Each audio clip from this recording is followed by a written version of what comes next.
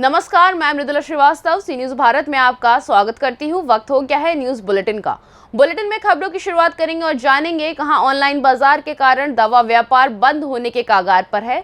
आगे देखेंगे कहां जमीनी विवाद में चलते लाठी डंडे से हमला कर एक युवक की हत्या कर दी गई। इसी क्रम में जानेंगे कहां सीसीटीवी फुटेज में कैद हुए भूकंप के झटके। ऐसी ही तमाम खबरों पर आइए विस्तार से करते हैं चर्चा। ऑनलाइन बाजार के कारण दवा व्यापार बंदी की कगार पर है। ऑनलाइन मार्केट के कारण 300 दवा व्यापारियों पर छा रहा बेरोजगारी का संकट। ग्राहक के इंतजार में खाली दुकानों पर बैठे सोच में नजर आ रहे व्यापारी। आगरा केमिस्ट एसोसिएशन के अध्यक्ष आशीष शर्मा के नेतृत्व में बैठक हुई। उपाध्यक्ष अमित गुप्ता ने सरकार से ऑनलाइन मार्केट पर अंकुश लगाए जाने की मांग उठाई है।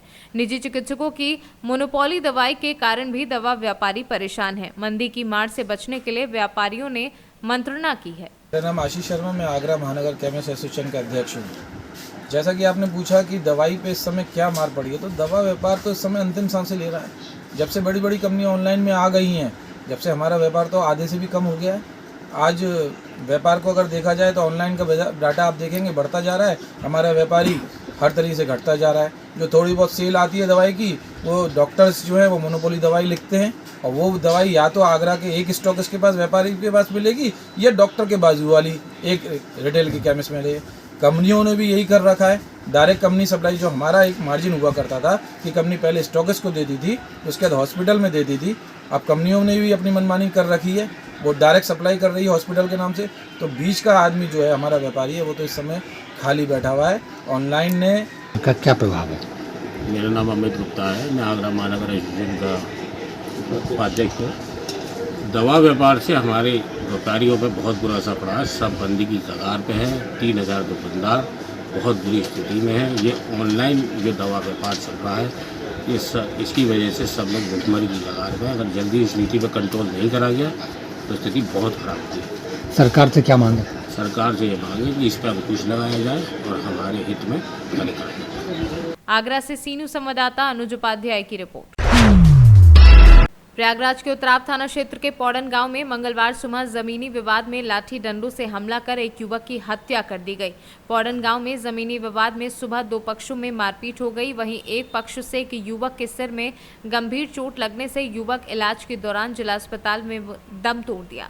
वहीं पुलिस ने शव को कब्जे में लेकर पोस्टमार्टम के लिए भेज दिया है।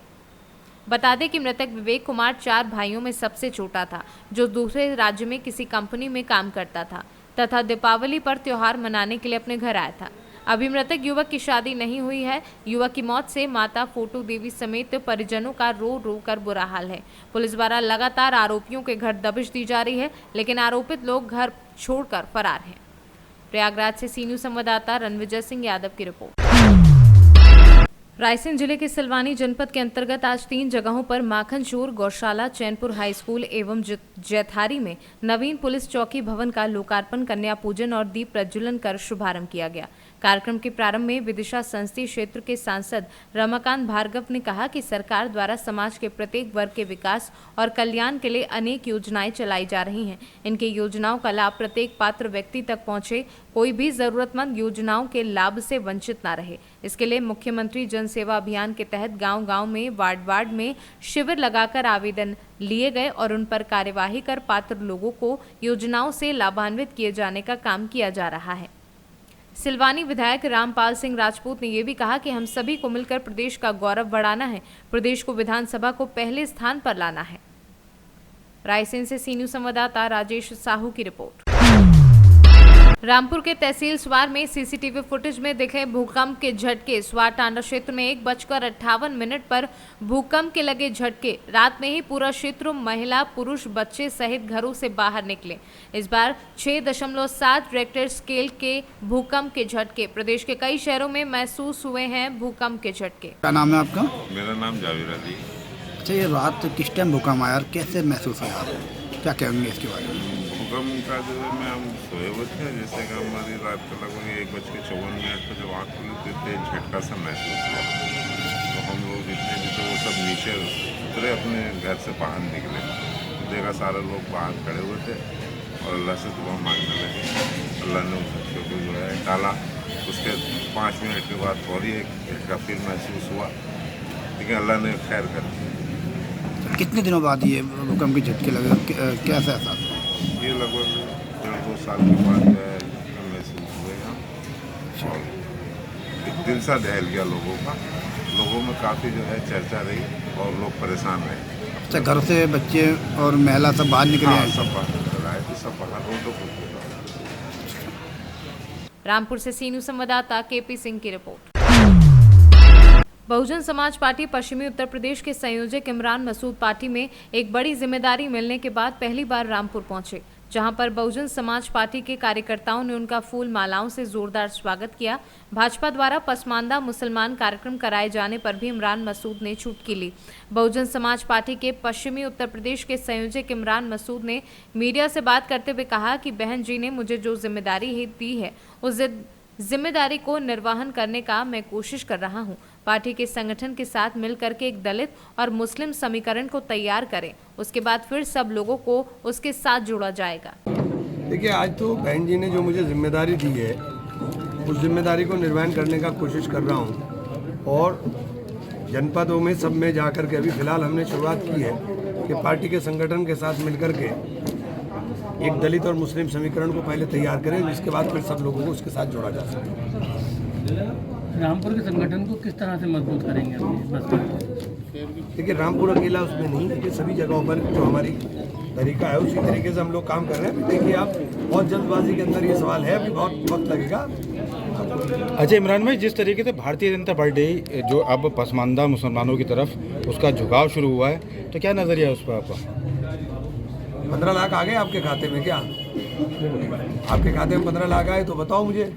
ऐसे ही मुसलमान पसमानदा मुसलमान ने जब पुलिस की लाठी चलती है ना तो कोई अगड़ा और पिछड़ा मुसलमान नहीं रहता। ये पसमानदा मुसलमान और पसमानदा मुसलमान तभी दिखाया जाता है जब इनको अपना वोट हासिल होना होता है या मुसलमान की ताकत को कमज़ोर करना होता है। अच्छा, जिस तरीके से जो विधानसभा सदस्यता रद्द हुई विधानसभा के स्पीकर द्वारा, आजम खां के मामले में तो एकदम बहुत तेज़ी के साथ एक्शन लिया गया और जबकि जो एक भारतीय जनता पार्टी की जो आप ही की साइड के जो एमएलए हैं उनको कहीं ना कहीं ढीला छोड़ा गया, तो क्या कहना चाहेंगे इस पर? देखिए, जो कुछ भी देश के अंदर हो रहा है, ख़ास तौर से किसी भी राष्ट्र के अंदर कोई भी राष्ट्र जब भी मजबूत रहता है जब उसका अदलिया मजबूत रहता है, उसका जुडिशियल सिस्टम मजबूत रहता है और जुडिशियल सिस्टम के अंदर पारदर्शिता रहती है। तो ये जिम्मेदारी जुडिशियल सिस्टम की है कि वो अपनी पारदर्शिता को पूरी तरह से कायम रखे और हमें यकीन है कि इंशाल्लाह जुडिशरी इसको कायम रखने में कामयाब है। मदरसों का जो सर्वे किया जा रहा है उस पर क्या कहना चाहेंगे? देखिए, मदरसों का सर्वे हमने पहले भी कहा था, सवाल नीयत का है। अगर आपकी नीयत साफ है तो आप काम करके दिखाइए। आप चाहते हैं कि मुसलमान के बच्चों का अपलिफ्टमेंट होना चाहिए तो आप करके दिखाइए। लेकिन आपने कहा कि 7600 मदरसे अवैध हैं, तो क्या आप बहन जी ने जो ट्वीट किया था वो इसीलिए किया था कि क्या उन 7600 मदरसों को आप अनुदान सूची में ला करके सरकारी मदरसा घोषित करेंगे या उनमें पढ़ने वाले बच्चों को आप पढ़ाने का खर्चा उठाएंगे? तो उसके ऊपर सरकार मौन हो गई। तो आपकी नीयत के ऊपर सवाल है कि आप करेंगे क्या।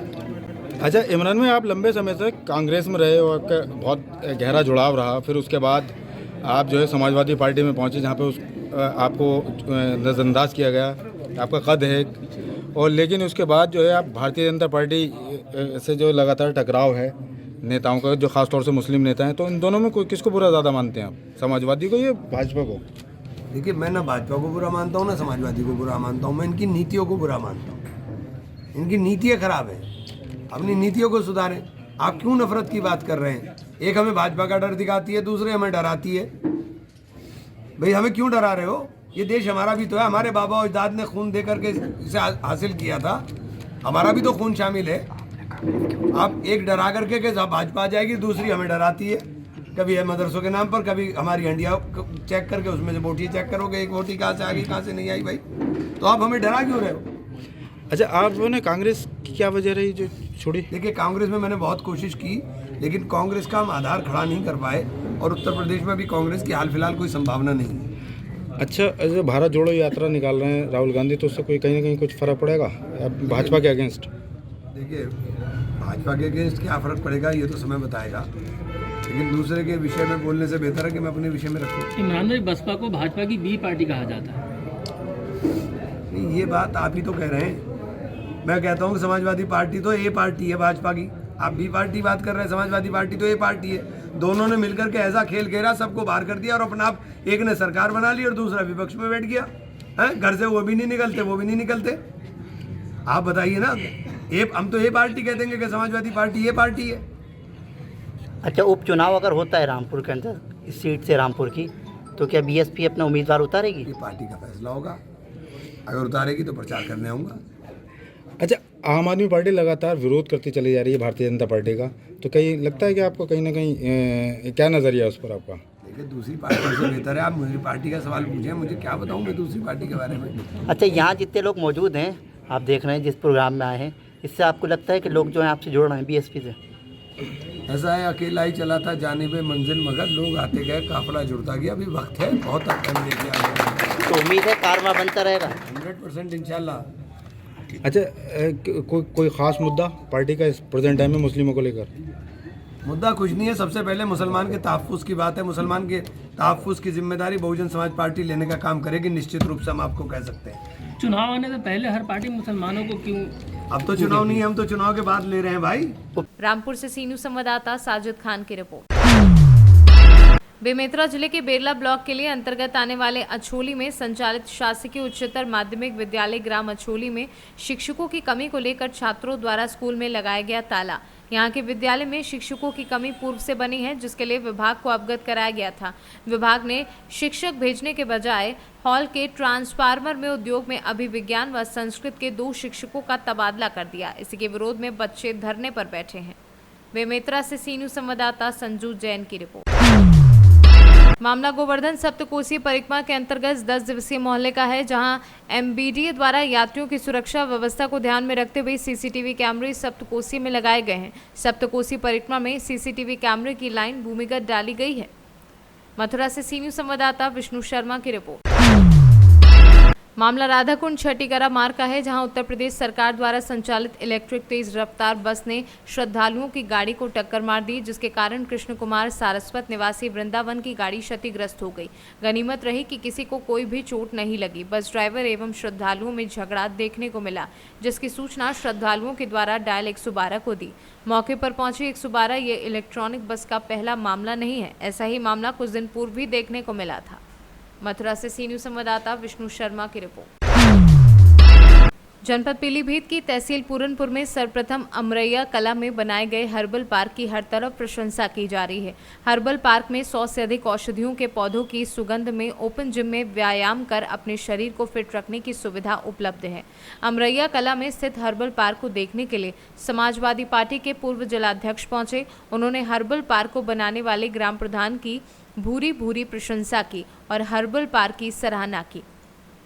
ग्राम पंचायत अमरैया कला में 118 औषधि युक्त प्रजातियों के पौधे वाला हर्बल पार्क है, जिसे देखने के लिए मंगलवार को समाजवादी पार्टी के पूर्व जिलाध्यक्ष आनंद सिंह यादव ने पहुंचकर 118 औषधियों के पौधे के बारे में जानकारी ली। विभिन्न प्रजातियों के 118 से अधिक औषधीय पौधे लगाकर जिले में पहला हर्बल पार्क और ओपन जिम विकसित करने वाले ग्राम पंचायत अमरैया कला के प्रधान सत्यपाल शर्मा की समाजवादी पार्टी के पूर्व जिलाध्यक्ष आनंद सिंह यादव ने प्रशंसा की। निवर्तमान जिलाधिकारी पुलकित खरे के निर्देश पर यह पार्क विकसित किया गया था। तराई का पहला ऐसा हर्बल पार्क है, जिसे ग्राम पंचायत में विकसित किए गए पार्क में औषधीय पौधे लगाकर ग्रामीणों को सुगंधित वातावरण उपलब्ध कराया गया है। इस कार्य में ग्राम प्रधान सत्यपाल शर्मा की लगन और इच्छा शक्ति के साथ विकास विभाग के सहयोग से विकसित किया गया है। पीलीभीत से सी न्यूज़ संवाददाता हैदर खान की रिपोर्ट। सहरसा जिले के सौर बाजार थाना क्षेत्र के सिलेवर वार्ड नंबर 7 में अज्ञात चोरों द्वारा पल्सर बाइक चोरी करने का मामला सामने आया है, जिसको लेकर पीड़ित विनोद मुखिया ने सौर बाजार थाना में बाइक चोरी की शिकायत दर्ज कराई है।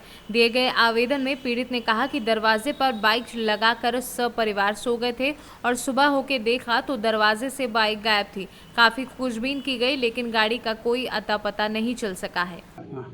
गाड़ी चोरी का सर, गाड़ी चोरी हो गया मेरे दरवाजे पे से।